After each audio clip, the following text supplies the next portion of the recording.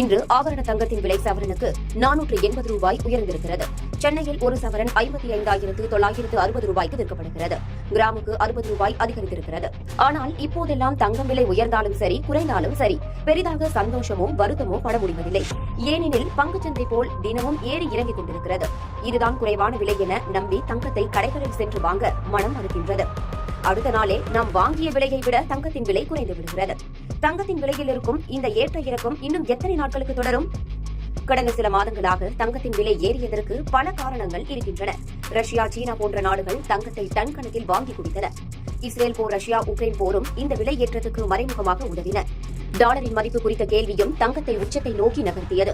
இந்தியாவில் இம்போர்ட் வரியை குறைத்ததால் தங்கத்தின் விலையில் சில வாரங்கள் வீழ்ச்சி காணப்பட்டது.